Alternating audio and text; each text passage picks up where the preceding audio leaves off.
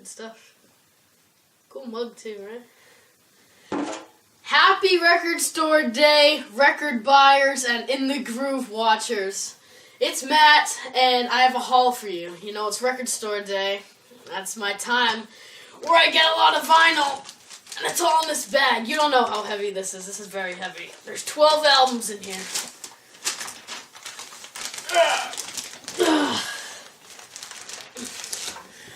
Alright, let's jump right into this. So, first place we stopped at was In Your Ear in Warren.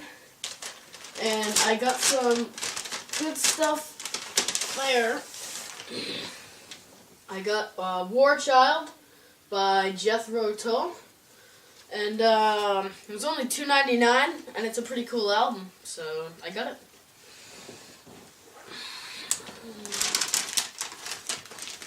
This one is sometimes considered the first prog rock album of all time. It is Freak Out by the Mothers of Invention, featuring Frank Zappa. That one's good. I like the cover. Pretty psychedelic. So is the music. This is Neil Young and the Blue Notes. It was his blues band from the 80s when he wasn't making music that was Neil Young enough. Geffen Records. If you know about that, you'll know what I'm talking about. If you don't, you'll just think I'm crazy. But This Note's for you, Neil and the Blue Notes. Some good stuff. Can't wait to listen to that on my stellar surround sound. Just kidding. I don't have surround sound. But I like to imagine I do, because my speakers are very good, so I just imagine the music surrounding me. This was a Record Store Day exclusive that I was looking very forward to.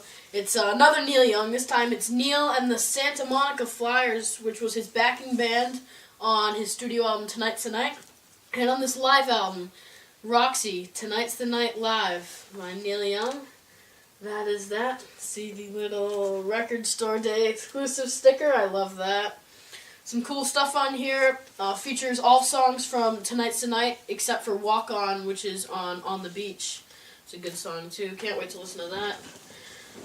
So that was it for In Your Ear the first time. Next we went to Sunset Records, and I'm wearing a Sunset Records shirt.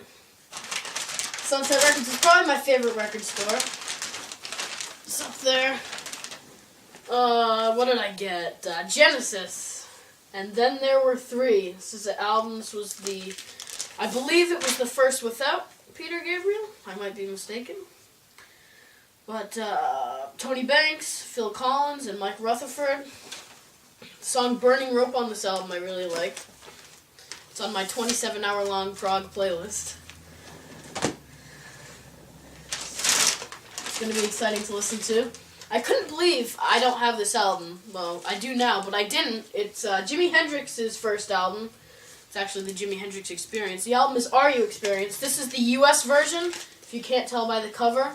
So some of the songs that were on the original UK version aren't on this, and some of the songs on this aren't on the UK one.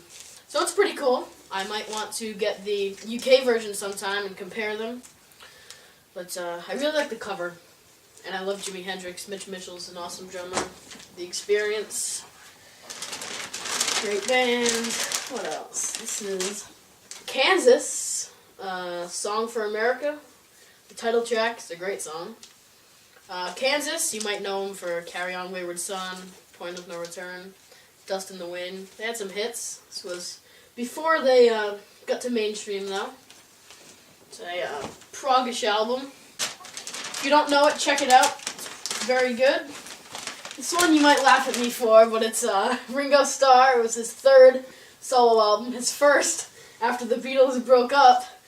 And there's some interesting songs on this one. He didn't write half of them. He had John Lennon write one, George Harrison, I can see his name, three times, Paul McCartney, Linda McCartney. So, he didn't do much of his writing, but what's cool about this one is that it features a booklet with all the words in it. for every song because there's no instrumentals. So that was pretty cool. Looking forward to listen to that. He's not my favorite Beatle, but I'm a drummer. He's a drummer. That's probably his most famous album. I kind of needed to get that, you know. Finally, I got Jethro Tull's Record Store Day exclusive called Moths. It's an EP with some new stuff. It has Moths, the Steven Wilson remix. Steven Wilson's the best artist of all time. If you don't know him, be sure to check him out. Living in These Hard Times, version 2. Life is a Long Song. Beltane, which is the original mix. A Stitch in Time, the full version. And Sweet Dream Live. So that's pretty cool. I don't know if it's colored vinyl. I hope it is, but it doesn't say anywhere on here. That's pretty cool. I like Jethro Tull. And you saw I got one of their albums at In Your Ear. And that other one, that was it for Sunset Records. Then we went to Olympic Records in Providence. And I only got one album there. It is John Lodge from the Moody Blues. The artwork's by Roger Dean, who did a lot of Yes's albums. That font is very familiar if you're a Yes fan. But John Lodge, yeah, I think he has the best voice out of all the Moody Blues members. He doesn't sing on a lot, but when he does, it's pretty good. It's a promotional copy. It used to be, not for sale. But I bought it, so it is for sale now. It's going to be pretty cool to listen to. Then we went back to Warren to have lunch, and we still had some time, so we were like, hey, why don't we stop at In Your Ear again? So we did, and I got 2 more albums there. I got Burn by Deep Purple, which features bassist Glenn Hughes and vocalist David Coverdale. They were newer to the band. Glenn Hughes, if you don't know, they call him the voice of rock and roll. He was in Black Sabbath for some time. He's also in a supergroup called Black Country Communion, which I love. Their first album is great. So that's Burn by Deep Purple.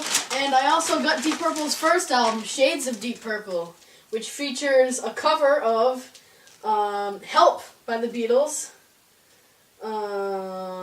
And where is it? I'm So Glad, which Cream did a cover of.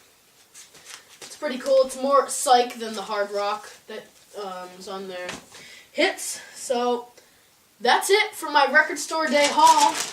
You can see nothing. Oh, there is something in the bag. It's a In Your Ear sticker. That's pretty cool. Boston, Cambridge, and Warren. Since 1982. Been around for a pretty long time. No Record Store Day exclusive bags, but I have this brown paper one to add to my collection. No, just kidding. I don't collect these. I have got a lot of them, though.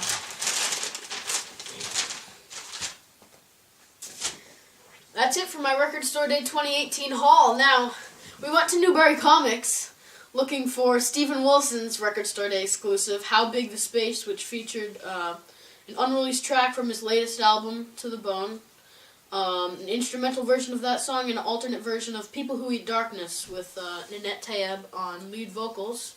She only sings co-lead vocals on the track on the original album. But we couldn't find that. I was pretty disappointed. Well, not pretty disappointed. I was, like, really furious, but I kind of let my anger in, you know. It's going to be on YouTube in a few days, so I can just listen to it then. But, anyway, that's it for my Record Store Day 2018 haul. And be sure to check out my review on In the Court of the Crimson King, which is coming soon. And, yeah, that's about it for me. So, rock on.